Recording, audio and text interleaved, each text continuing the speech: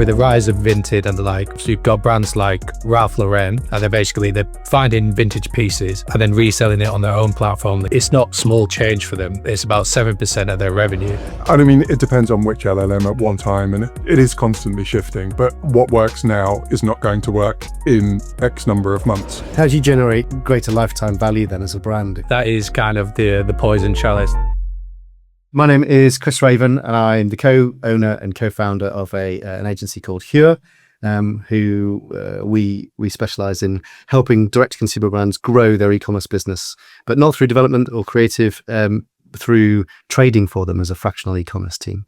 So we make the whole thing cohesive. Hi, I'm Rowan Turnbull. I'm e-com manager at Lakeland Leather. Lakeland Leather is a leather specialist based in the Lake District. Got 70 years of history. Kind of started as kind of like a tourist shop for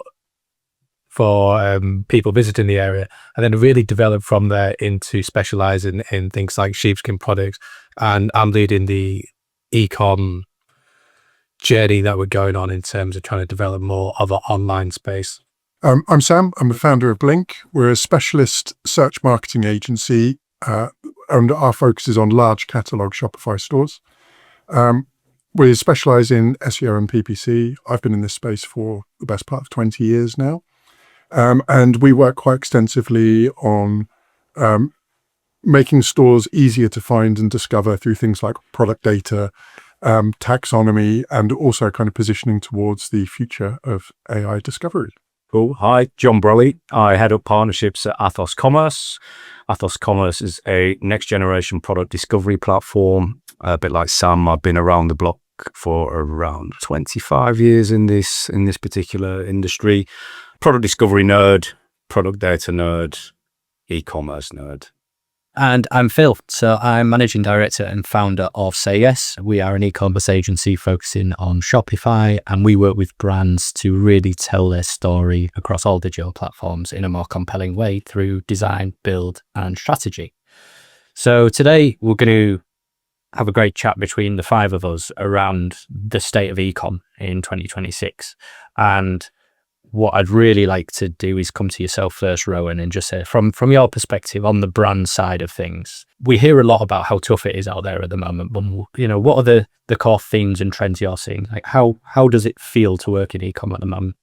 Yeah, definitely. I think there are some core key trends that have been coming up quite recently. One thing from my background in fashion, which I'm really enjoying at the moment, is brands owning their own resale. So with the rise of Vinted and the like, the resale market is becoming a very viable market for brands to enter in themselves. You've got brands like Ralph Lauren, which got their own resale program, and that it's not small change for them. It's about 7% of their revenue, and they're finding vintage pieces and then reselling it on their own platform. The customer has got a guarantee of the authenticity of it, but then also finding clothes that you can't just get on the high street, especially a brand like Ralph Lauren that's got such a huge history across, you've got the prep movement, you've got like 90s New York graffiti, and people can buy into that at an easy to access point. And that's about 7% of their revenue. So for a brand like Ralph Lauren, that's not small change. That's hundreds of millions of pounds. Do you see it impacting the traditional marketplaces that people used to resell on? The resale space at the moment, a lot of it happens in like specialized Facebook groups. You get like the Stone Island resale Facebook group, and there's a brand specifically, Through Dark, which is an outdoor brand, really like their positioning at the moment. And they've kind of noticed that they've got this core fan base that are trading between themselves, Facebook and more informal channels. And they've kind of taken that and created their own resale platform, I think through Continue. And that's great because it's already something that's happening and trading. They can capitalize on it's authentic. We can put our stamp on it. And then customers also get a great quality item that is for Through Dark will last a long time, but then also a cheaper price point. So that's something that's great because it's something that customers couldn't really access before. And now it's been more formalized and brand led and creating a new revenue stream. I think it protects customer experience to an extent as well, doesn't it? So, if you think about a micro brand, I see this a lot in kind of watches, microbrand watches, where they take models that have come back that people have traded in, they refurb them, new strap, service, if it's an automatic watch, put that back on a marketplace within their own site, like exactly the same way. And that kind of opens it up in a different way, because they don't necessarily, those products might not necessarily come up on Vinted, or they might not be on a like a watch sales platform, but they were tanked on eBay or something, and that's what they're protecting. So as well as that customer experience of the customer getting a second-hand watch that's actually essentially refurbished. So I think it's got different ends of the spectrum. Yeah, something more unique that you couldn't really access because we haven't sold it in 10 years or something like that. Right. It's a really interesting time for resale. So there's what initially started as a Facebook group called Wavy Garns. They've almost become a content agency in their own right now, and they're doing a lot of social engagement and campaigns for existing brands, and they've done some incredible stuff, and how they've essentially evolved from a resale marketplace with a real strong community of advocates who all bought into not only kind of alignment of the types of brands they wanted to kind of wear and purchase, but also the mindset of like, this is us. It's almost become a collective. And I think that's something that is really useful to be able to bottle, whether it's direct as a brand or as a community, because we know how important gathering a database of consumers is for us. It's odd, isn't it? Because I think the vintage cycle's got narrower. So, growing up, vintage was 80s, 70s, but now you're saying like the rougher end 90s. Y2K. It's even getting, Y2K. So it's getting smaller cycle. So it enables brands to be able to do this as well. Yeah, that's why I like the Three Dark case for it, because it's not this big story brand that's been around for 2 seasons or something. I think it's less than 10 years old, and they've been able to have a demand for it and resell it in a quite desirable way. So in terms of kind of outside of then kind of resale or owning the customer through multiple purchase cycles, is there anything else is that something Lakeland Leisure are looking into potentially? I think for us, Lakeland Leather are looking into at the moment. We're quite aware that, especially on Vinted and things, people are selling Lakeland Leather jackets as like, it's a good quality jacket. We find we get customers that have had these 10, 20, 30 years. It's not something that we're currently looking at, but we're really tapping into. These customers have had this jacket for so long. It's not, if you buy a leather jacket, you're probably out the market, a good one anyway, you're probably out the market for buying another one for a good 10 years. So we're really tapping into that longevity piece, like the sustainability piece of, instead of sustainable materials, it's more, this jacket will last you a long time going forward, so you don't need to buy one. How do you generate greater lifetime value then as a brand if your crux item is that is kind of the poison chalice that we have, is we've got such long-term items. We kind of seen like lifetime value for 2 years. Customers are buying like 1.1, 1.2 products over that 2-year cycle. We kind of looked at, okay, right, we've got the leather jackets. This is something that's our bread and butter. How else can we trade? And the original sort of scheme for the rest of our offering was we focus on more non-leather goods. So a company in like lamb's wool, knitwear. We found that didn't work because we didn't own that core piece of what makes us who we are, which is we are that leather specialist. So the seasons going forward, we're really doubling down on the leather side on our own online. We've stopped selling the accessories that are non-leather, and now we're more focusing into the handbag market and the small leather goods, which we find, the lifetime value, people tend to buy more. It can be a bit more, you'll buy a handbag for the season, a white handbag for a wedding, which is a bit more short-term tradable than something like an investment piece like a leather jacket. Is your audience open to a sort of consumables piece where there's a ritual about caring for the leather and a product that you can sell to help clean and recondition? Yeah. Do you sort of have that in the mix? Yes, we've got our own care and cleaning range, which is a perfect upsell to get an extra sort of £10 out of the sale. Works really well for us. Just on the product page, here's the specific care and cleaning kit for that type of leather. We've got to be quite specific.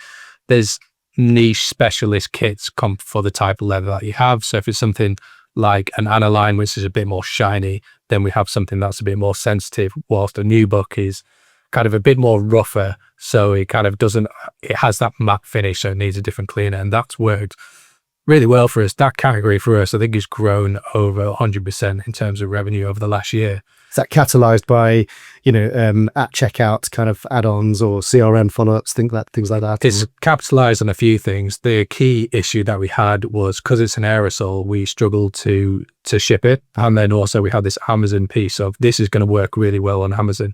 We just had to get past that hurdle of being able to ship it. And then it's just, the key product on the checkout page, like how about you include this? And then the next piece for that, which we're working on, is that CRM side is, okay, this segment, they bought a leather jacket, they haven't bought care and cleaning.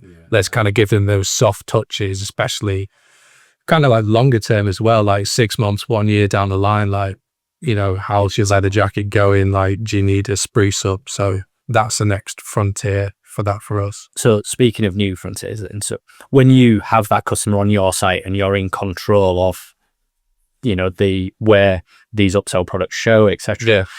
That's fine when you D2C. But if your products have been discovered through external services, either through Amazon or through LLMs, is something we'll come on to a lot today. So an AI search. What's the plan for that? In terms of how you're approaching getting ready for AI search and products appearing in feeds that are new to all of us. Yeah, in terms of AI search, we're really trying to not get bogged down into the flash new things, because we've kind of made that mistake in the past of, okay, this is the key thing to get found by AI search. Or one example is like Wikipedia was the main source for AI search, and now this year you might be able to tell me more in depth, but now it's not as much of a source, if I've got that right. Yeah, I mean, it depends on which LLM at one time, and it is constantly shifting, but the kind of principle is there. Like, what works now is not going to work in X number of months, and we've seen cycles of that happen already.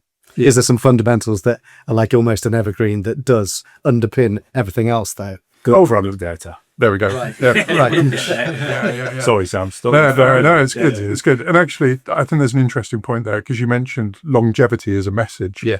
And kind of one of the questions I was going to ask that I think ties all of this together is like how you evidence longevity. And then the idea here being that feeds directly into your product data, and then that kind of supports that kind of buying journey. And I think I've probably spoken about two different things, conflating them at the same time. But it comes down to this idea that your kind of attributes and how people search form your product data, which drives the discovery. And the more differentiation you have at that level, the more the easier it is to capture. That longevity piece, I suppose it depends where conversion measurement is going to end up, because we don't know, unless anybody in the room does. No, I mean, we know that Shopify are going to roll out reporting. Google are going to improve the reporting and there's going to be new stuff in Merchant Center. So all of these apps that are coming out at the moment that say, we can report on this, they're going to be irrelevant in a few months. But conversion is that longevity measurement piece, isn't it? For most brands. Oh, I was thinking more longevity in terms of like the product, Okay. People buying the leather jackets because... I think for us, it's in terms of being discovered more broadly, it's focusing on that reputation, and there's maybe centralizing, because AI will centralize your reputation across your own site. You can say whatever you like on your own site, but then your Trustpilot, where you get mentioned in Reddit, where are these people that you aren't paying to talk about your brand? Where are they mentioning you to get a more holistic view? So we're really trying to focus on reputation in general as a long-term discovery tool, as opposed to, oh, great, is Wikipedia this time we'll invest heavily in trying to get a page up or something, or it's another platform here. Instead of the hacks, just look at that long-term brand reputation. Yeah. And that's not a new concept, right? If you look after your customers, you build great products, you follow up and you stay close and you evolve as a business based on how your customers are perceiving you. I mean, that doesn't seem to be something that is new. It's just the execution can be slightly different. That's all. And I think there's a really good example there. You mentioned Trustpilot. What we've seen is a lot of the LLMs will use Trustpilot as a primary source, even if another review platform's present. So there are lots of brands out there where 90% of their reviews are on, say, reviews.io. And then the 10% on Trustpilot is where everyone goes to consent. Yeah. And so it kind of positions Trustpilot, and I know Trustpilot is massively unpopular for many, many good reasons. But it's kind of, it's giving those Controversial. yeah, you can use that one. But yeah, so like we're seeing brands that are kind of having to do things like divert a greater proportion of their emails through Trustpilot to get the percentages up. To cover that off. In your experience, is that just one LLM, or is that all? Yeah, and Is these aggregators appearing in certain LLMs? Yeah. I think it's more present in ChatGPT and it's more present in Gemini at the moment. But again, this will change. This will all change. Why do they tend to prioritize Trustpilot? I think it's just Established. established. Volume of data. From Yeah, and probably also the ease as well. Like the Trustpilot's data is in a very standardized format. I'm assuming that's much easier. Lots of legacy index data as well. Yeah. But all this takes is there's a revision by one of the LLMs where they look at which platform's got the most reviews, and so it's not worth building on something that's so fragile. Yeah. With agentic shopping at the moment, like Chris, like how do you talk about agentic shopping with the brands that you guys are working with, and are you, from an operational perspective, going, this is going to be a transformational shift, so we need to change, or is it noisy and let's it's between the two, right? So it's definitely not transformational right now. I think people want it to be. I think the promotion of agentic shopping experiences is purported to be transformational. The reality is, we've dug into it hard from both a front end and a kind of back end technical level. And if you try and implement it on your site, you're very quickly thrown into code. So if you're not familiar with that territory, this is not a route for you as a brand owner or an e-commerce site manager. For us right now, I think we see it as being probably incremental or supplemental in future. So people will still need a browsing experience that they choose, a consumer, because from a consumer standpoint. There will be some people for which a sort of swap commerce type agentic experience where they browse for you and recommend based on your preferences or based on AI recommendations. That's interesting for some people. I don't think it will be for all components of the consumer market. I think it will start to replace.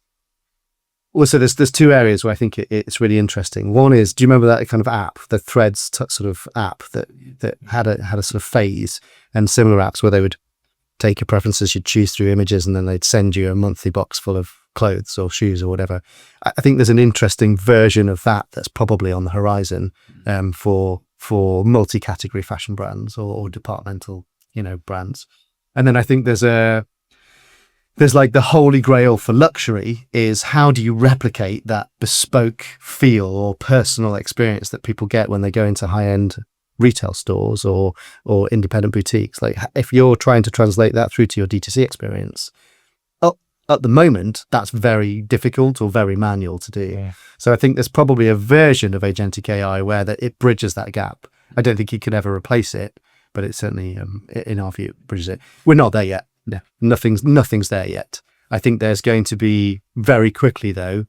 Like I say, things that bolt on to the Shopify stack and make things just easier for consumers. So I think Sam mentioned it's the shifting sands, but things are changing so rapidly. Exactly. The pace of change is too fast. The pace of change is fascinating. Yeah. It's an interesting one, isn't it? Because you've got all of the kind of the noise that says, or that assumes that consumer behavior is ready to change overnight. So suddenly we're all going to be shopping this way. Yeah. And actually, we know however many new technologies have launched across the last however many years, that there is a step change towards adoption of those things. But at the same time, as for the chat we were having earlier around how agencies are changing to work with this new technology, that's really interesting. That is interesting. I think that what you also have to factor in is that there's this huge spread of adoption level. So there's the early adopters in both brands and agencies, and then there's the people who are like us working it out, but it's not right yet, and we understand that. That's what, 2%, 5%, and then there's like 90+% of the general consumer or digital ecosystem that just aren't there. Do we think the key players are going to define it, or do we think that there'll be others defining? Yeah, I mean, I can see Google winning out in this. UCP, rather than ACP. Yeah, absolutely. And I might be a little bit biased because we're kind of deeply involved in that space, but I'm seeing like the quality of results that Gemini is putting out at the moment is much better than ChatGPT, for example. Claude is, we'll see whether people use that in a kind of like Shoppy's environment. But yeah, I can really, really see Gemini. And actually, a kind of note on the timeframes, when we're speaking to clients at the moment, one thing that we're saying is this Q4 is going to be the first where some of this behavior is embedded and the technology is at a point where we can actually use it. So I think there's going to be some new developments from the platforms rolling out before Q4. But then next Q4 will be the one where... most impactful. Yeah, I think... So if we're looking at Q4 27, we'll have an idea of what the direction is and kind of what the pace is going to look like. A year and a half away. Yeah. But I mean, trying to predict what that looks like now. No. Fruitless. So I think in the last the Q4 just gone, both ChatGPT and Google were rolling out new things like weeks before. And it was obviously we're trying to impact this period. And it didn't land. And because you've got to be thinking about it. Yeah. Q1. Yeah, true. As a brand and a merchant, and even as a SaaS company, you've got to be thinking 6-8 months in advance. So the fact they did that last minute, it's probably some shareholder nonsense. Yeah. Unpopular opinion. As an agency owner, though, I think there's also a balance to say, almost like you said earlier, Rowan, like let's not just jump on the thing that looks the snazziest right now. We've really got a balance.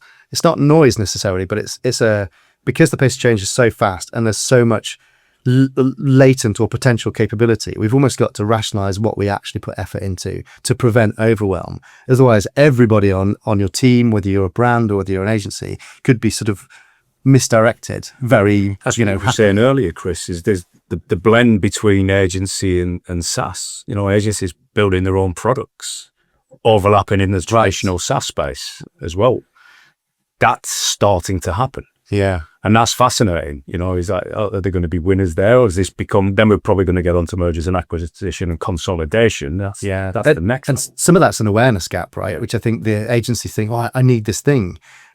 Maybe I can build it with Claude. But actually, somebody's already doing it. And we're hyper conscious of that. I think we don't want to duplicate or waste effort. But then, where do you draw the line? Where do you put your money, as it were? I mean, in terms of tooling that yourselves are using, you've built tools internally to help with the work you do with customers for a number of years now. How has that process changed across? Yeah, it's changed massively. I'm really skeptical of when people, we've all seen these things where people have said, we've sacked all of our engineers and replaced it with Claude. But we are genuinely getting to a point now where our team, lots of which have a non-technical background, are producing like proper software engineered. That's a terrible way of describing it. Software engine level coding. Yeah, exactly. Exactly. But I think the way that you enable that is by having the kind of foundations where you can build these things. And that requires a really solid data pipeline. Because most of these apps are just like, I want to answer a question and I can't answer it because I need to get data from here and here and here, and it's not standardized, and I don't know what the mathematical model to interrogate it is or whatever. So once you built the framework, like the pipeline, and connected it to Claude, it's actually really, really straightforward. Do you not hit up against, if you got people with a non-technical background building that stuff, and I'm not suggesting that you do, but in general, what I've found in my limited experience and with it, but I am absolutely of that ilk, non-technical, but trying to build things that are code-based.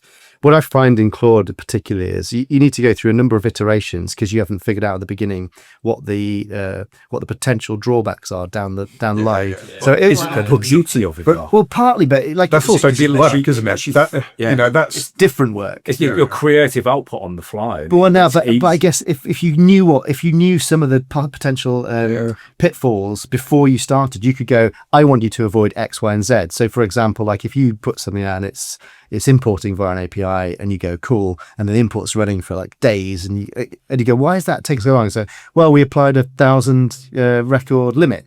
Do you want to use the bulk version instead that does 20,000 calls at a time? Well, yes, obviously I want that with this size of data. But if you need to sort of know that stuff in advance to be able to But it prevent it. opens the door a little bit into people that aren't necessarily from digital product backgrounds, Yeah. whereby you have to have a product roadmap and a plan.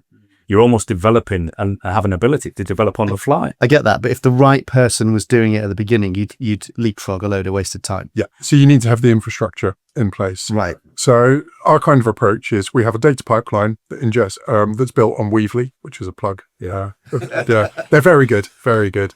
That basically connects up all of the marketing data. So analytics, Search Console, Shopify, like all of that stuff in one place. Then we have a semantic layer that sits by Cube. And then we connect Claude to that. Okay. So once that's in place, it's really easy for the team to go off and do whatever they want because all of the data is standardized. It's, and the idea is you shift the business logic into a standardized place. So that feels more like the team is interrogating to get what they need, as opposed to having to build a fresh new. Exactly. And this is like, we used to talk a lot about like data engineering versus like analysis. Yeah, like most of this stuff is we're just trying to answer some questions. Yeah, that's like, it's not much more than that.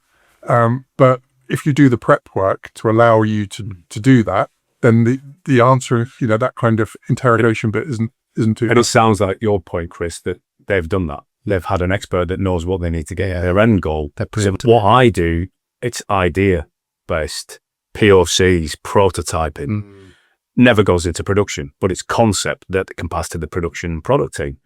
But I tend to use for internal tooling for work, it's in efficiencies, and your life more efficient. I like that as well. It's almost a different approach, isn't it? That train of thought, I don't really know what I need. I've got an outcome in mind, but I can go through a process. An experiment, yeah. And I think because we've built software and things like that for so long, all of this stuff was pretty ingrained by the time these things became available. So it was a bit of a head start. And that's why we have a head of product. Yeah. Two heads of product, because they're developing two parts of the product combined in one product, and they know what the end goal is. We've just got different tool sets to speed that build and delivery. So to jump back over onto the brand side of the fence then, and to talk about a comparison rather than talking about building SaaS within agencies, let's talk about building an e-com store on Shopify. And to the knowledge point around, for those of us who've been in the e-com space for a number of years, we will have come across sites where new merchants have come into us and we've picked them up, and the initial build of that site may have been done by a family friend or so on and so forth. And the amount of times that I can count where it's like, oh, I've had this site built by cousin's mate Dave, and we've got to a certain point and we've hit a ceiling and we don't know what to do next. And that's the point at which a number of brands who may have had great growth to a certain point, but they hit a ceiling, and it's that knowledge gap that they need to help them go through. Then you go back to fixing the fundamentals. Correct.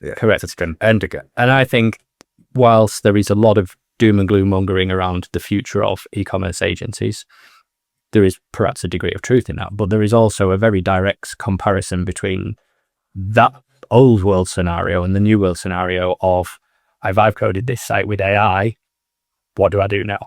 And that's when they end up at. That's never going to change. Exactly. That strategic input, the validation, the where do I go next? I feel like I've tried everything. I don't think that's going away. Yeah. And intuitively, when someone comes there, to your point, straight away, you start to look at the product data. You would look at what things to be true around whether it's conversion rate optimization or trading and so on and so forth. But it's a level of experience and levels of experts where you guys all sit in agencies and, that have gone through it, But as we said, some of the fundamentals, you need to have gone through it to really understand the fundamentals to start building the foundations moving forward. Yeah, I think that's going to be really interesting in future, is that people are going to leap to what looks ostensibly like an advanced thing, but they don't have a nice clean data layer to understand whether anything that they're doing is correct or not, or having an impact, or measurable, or analyzable. So how would you tackle that? Yeah, that I mean, Sam's kind of already touched on it, right? So I think there's a couple of things that we look at. Is data clean? Can we do anything with it? Can we put it together and understand what different data from different channels looks like, and whether we can make it a cohesive picture? And I think the kind of tooling that you talked about is like, that's where the world is going, as opposed to buying a product that ingests your data and acts as a data warehouse. And then, we're not in the Tableau kind of world anymore with BI in my view. No. It fits into the product discovery piece, which we started with, is, it's like our tooling. If it doesn't have good product data, it's pretty worthless. You need to have good structured product data that allows that rich product discovery experience. But then how do you get that? This is the bit that always interests me so much. We've seen people try and AI that, but you can't AI something that doesn't exist. I mean, and that's why looking at Shopify and had conversations with Shopify about trying to bring in standardization, but the very nature of the platform allows for flexibility. Yeah, exactly. So editorial decisions need to be made. Quite a lot of the things that make product data good live in the heads of the team.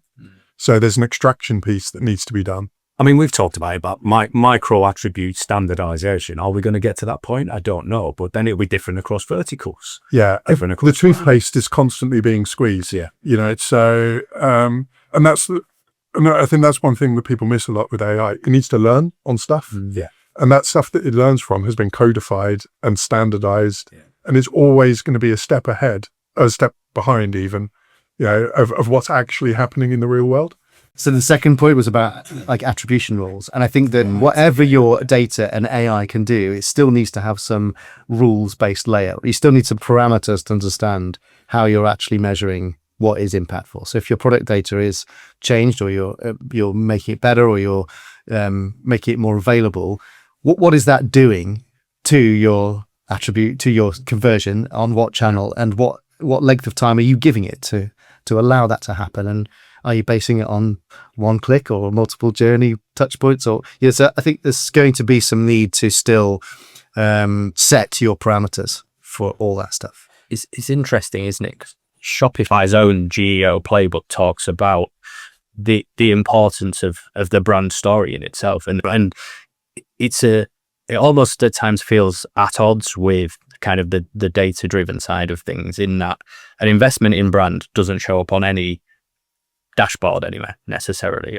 Across time, yes, but in the short to medium term, there is no direct correlation with, if we invest in brand and we figure out really who we are and who we serve, there is no direct dashboard that says that is what has driven that metric, so on and so forth. For us to go and build the kind of sites that we want to build at Say Yes, with the real depth of brand storytelling that enables brands to build a group of consumers who will come back time and again because of what shopping with that brand says about them, we actually need really, really strong product data to be able to do that, because building out a structured UX and UI means we need to have the right thing at the right place in the right time to tell that story in the right way. And I do see a lot at the moment of people almost going, you either go down a data-driven approach, or you're almost driven by gut feel and the romance of this brand. But the two things are kind of one in the same. But what data makes up a good brand as well? And how do you do all the bits of the journey without it? Because what you're talking about there is how we see this manifested in an educational piece, where a brand has maybe already got a site, but what they're not doing is going, well, I need to set my expectations of the journey that the customer needs to go through at every point of the funnel, to actually decide to make this purchase of £800 item. Right. So, considered purchase. It's not going to be a dive on the site, one click impulse purchase. They're going to need to put some effort into brand, even if that's just demand gen performance marketing that isn't necessarily CPA related or ROAS related. They're going to need an amazing PDP, which is probably educational and filled with amazing product data that's not just a list of attributes. It's going to need to be craftsmanship orientated and tell a story. And I think that that is a gap for brands at the moment, even in the luxury space. So even if they've come to you at Say Yes and they've gone, we understand we need a brand related site and we have heritage and we have some investment for this. I think sometimes it stops there and the site gets built and then there's almost like an expectation that digital marketing will do the rest. Yeah. And that's, it actually is a really long tail piece. Probably a bit early to bring this in, but when you just said PDP, are we going to be in a stage where it's the PDP is the only thing that is of any importance from a UI perspective further down the line? I'm not convinced of that yet, because I think we deal with a lot of people who have multiple categories. Yeah. So in a multi-category brand scenario, even if they own the space and they're not reselling multiple brands within one site, I think in a multi-category context, there's too much that you need to do to surface cross-sell and, next best thing opportunities to consumers to take them out of that. Well, I've bought that, so I'll buy that one thing or something else in that category. Just going back to that considered purchase, that £800 item, current UI in LLMs, does that generate confidence for that considered purchase? No, probably not. No. But I think a lot of the time people are at the very end of the journey at that point. The decision's been made, like maybe even 6 months in advance about what product they're going to be buying, and then maybe it's just being surfaced at the end. Okay. But I think you're right. There's a very different journey here for commodity products versus luxury. The luxury brands are the ones that we see the pushback. I did have this thought a while ago, and this might be a bit cynical, but this kind of buying journey really exposes the components of what luxury is.